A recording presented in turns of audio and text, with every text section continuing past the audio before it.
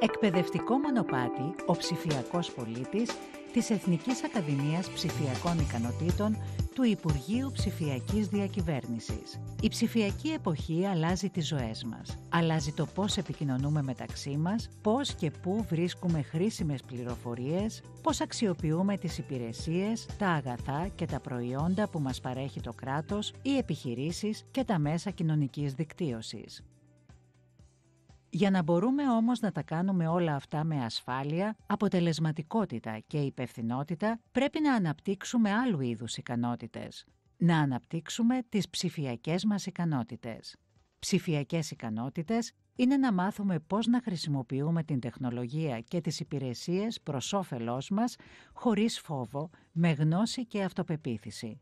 Να μάθουμε πώς να μαθαίνουμε, ώστε να είμαστε πολίτες ενεργοί, ασφαλείς και να έχουμε προοπτικές σε όλη τη διάρκεια της ζωής μας.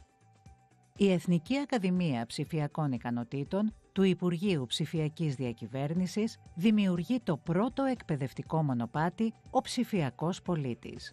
Το μονοπάτι αυτό αποτελείται από 5 αυτοτελή μαθήματα που ακολουθούν το Ευρωπαϊκό Πλαίσιο Ψηφιακών Δεξιοτήτων για τους πολίτες.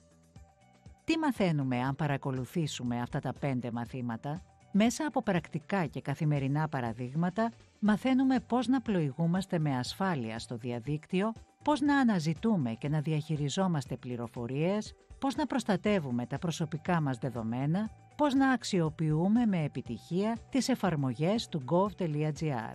Είναι πια στο χέρι μας να εξελιχθούμε σε ψηφιακούς πολίτες, μέσα από το εκπαιδευτικό μονοπάτι «Ο ψηφιακός πολίτης» της Εθνικής Ακαδημίας Ψηφιακών Ικανοτήτων.